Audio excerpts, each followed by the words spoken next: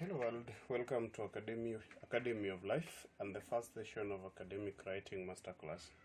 This is the first online platform focusing on providing complete training and mentorship on academic writing. While taking this masterclass, we focus on helping learners on how to earn from their writing. As we start this program, we expect to take you through all the basics of academic writing and its advanced level where every word means money. To keep in touch with all of our classes, kindly subscribe to our channel and share our videos with your networks to help others. Therefore, without wasting time, let us get into our class and look at the basics of academic writing. In this first class, we are going to look at the introduction to academic writing by basically looking at what general information or what academic writing entails. So the first thing we need to define an academic writing, because academic writing is different with other types of writing we have outside there. So what is academic writing in its real sense? Academic writing is a formal style of writing used in higher educational institutions and scholar publications. It is also referred to as a scholarly writing. The reason why it is a scholarly writing is because all the writing done under this field is meant for academic purposes, and probably people at higher level, maybe from graduate, masters and above, can write and publish their papers. Those are journals, and sometimes are research that we do at the end of our course, a 4-year course or a 5-year course or even 3-year course, depending on the paper, on your time in school. So everything that we do in this are basically scholarly work. So academic writing follows standard formatting styles such as MLA and AP, among others. So as we continue learning, we are going to see what is an MLA or AP, or what are these things we refer as referencing styles. But I believe some of us have come across all these writing styles, or maybe referencing style, but still we are going to look on how to do them better, so that by the time we are completing our course, we know what we are doing and we are armed to write in any style out there, because there are many more than just these two. Academic writing must also be supported by evidence from academic publications or reports. That means that it's just not a hearsay, but it's a paper that is based on the researched areas and the evidence that are available there. It's also limited to academic purposes. It doesn't serve any other purpose apart from academic. If it is a research, it is a research that will provide or add information in academic line, and that can also make it useful in the corporate world. But the reason why it is done, it's for academic. That is the primary reason. So what are the types of academic writing that we have outside there? There are so many types of academic writing. One of the common types of academic writing is essays, and most of us have written a lot of essays. There are different types of essays. We have argumentative essays, we have persuasive essays, there are critical essays, and there's analytical essays. At advanced level, we'll look at these types of essays and see where they are applicable and which kind of questions that will make a certain essay be argumentative or analytical. The second type of academic writing is research paper or concept papers. The third one is thesis or dissertation. We have research proposal, and we have literature review or bibliographies.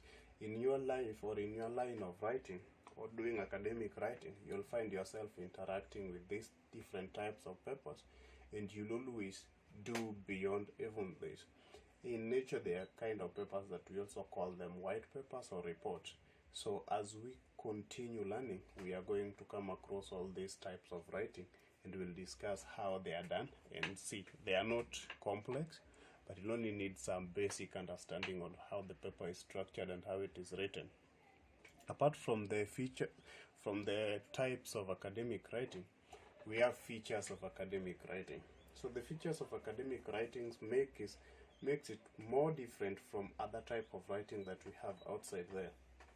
And one of the features of academic writing is that It is formal and unbiased. The sense of formal is that it is official in nature and it is based on evidence. It's also unbiased in the sense that it doesn't lean on one section or it doesn't favor one area, but it is a neutral. It is written in an active voice, which is neutral, without supporting our opinions. It is also clear and precise in the sense that it focuses on certain area or it answers certain question. That is why we say that it is clear and precise. And the clarity and the precision of academic writing is based on what we call thesis statement. And that thesis statement is a purpose or a claim that is directing what we are doing in academic writing. The next thing is focused and well structured. When you're doing academic writing, it must be formatted in a well acceptable standard, whether it is APA or MLA, based on the instruction, and it must focus on the question itself. You are not supposed to deviate from what you are asked to do. It is well sourced in the sense that you have to do enough research and be well informed when you are writing your paper. So when you are writing that paper, you must support or offer the evidence from the sources that you've maybe gone through to get your actual points about what you're doing. It is also correct and consistent. Consistency in terms of the structure, paragraphing, and the flow or coherency of the topic you're discussing. It is correct in the sense that you are not just putting a hearsay or your thoughts, but something that can be referred or be found in other books. Now, the other thing is that if we know what academic writing looks like, now what are the things that we consider not to be academic? Because we also make other writings which are not academic. So academic writing is not personal or opinionated. It is not long-winded, and it is not emotive and grandiose. Any other writing that falls under those three features is not considered as academic writing. So when we are doing academic writing, we have steps or the processes that involve in writing academic papers. So the first step is to analyze the topic or question. When you have your question, always make sure that you understand your task before you do anything else. Read the question and understand it. After understanding the question, do brainstorming. In brainstorming, make sure that you write your own possible answers to your question or topic. Think about the possible answers to the question, even before you do research. After reading a question, you're supposed to be able to know whether you understand it or not. And if you understand it, what are the possible answers? Then after that, do the research as the third step. And in the research, it is always an ongoing part of the writing process. Under this stage, you plan your research, you follow the schedule, and put down all the information that you've gathered during the research. The research can be done over the internet. So information you gathered from the internet, the information you've gathered from the books, the information you've gathered from the articles and journals, put them down in a way that you can relate them to the question and make a coherent statement or a coherent sentence that will guide you into writing a good paper. So the third part, you are supposed to discover your thesis after gathering the information from your search. So thesis is the most important statement in your paper, and everything else in the paper should support your thesis statement. It is a hook statement or claim that the paper seeks to substantiate. So a thesis statement is just like a guide. It is a claim. You are making a declaration. So a declaration of that paper should always be supported throughout your paper. We call it the body paragraph. Throughout the body paragraph, we discuss and support the thesis statement. So it must always be followed in that order. Our fifth step is supposed to make an outline or a plan. So basic outline is an organization of the ideas of your paper. You need to make a draft. An outline is a draft of your work. So when you make a draft, you always take notes from the research materials to build your paper. Then you develop a detailed outline by adding more relevant information to the basic outline.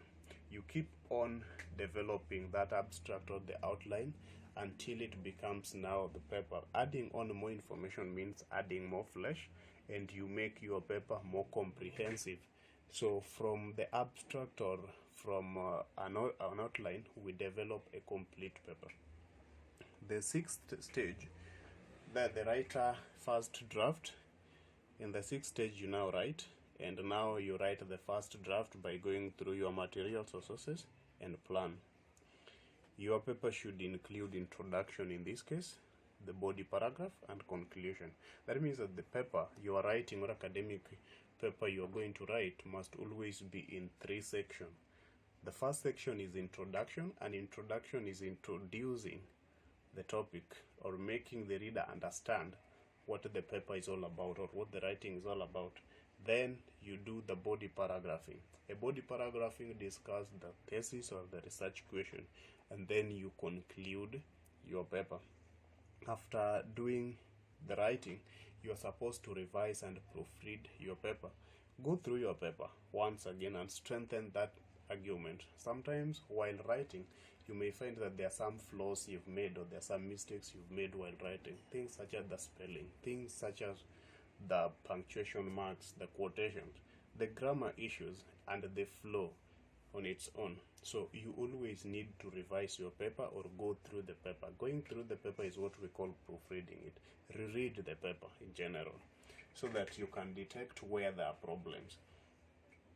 Then after that, you also need, once you're done, you also need to check your paper for being concise and consistent, and also make sure that the grammar, the sentence structure, and style is in line with academic standards. So we have basic format for academic writing, and our basic format for academic writing is structured into 3. There is introduction, there is body paragraph, and there is conclusion. So under introduction, introduction is the first paragraph of the paper. It makes the reader understand your claim in general and present a specific thesis statement. Thesis statement is the hook or claim and last sentence of the paper. It's not actually the last sentence of the paper, but the last sentence of the first paragraph or the introductory paragraph. When you do an introduction, the introduction will be the first paragraph. So that first paragraph has got the last sentence, and that last sentence is what we call a thesis statement, a declaration or a claim about what the paper is going to do, or a position of the writer. So the claim, or what we say thesis statement, is the claim that paper aims to substantiate, or the statement upon which the paper is developed from. The body paragraph. The body paragraph presents all the findings of the paper.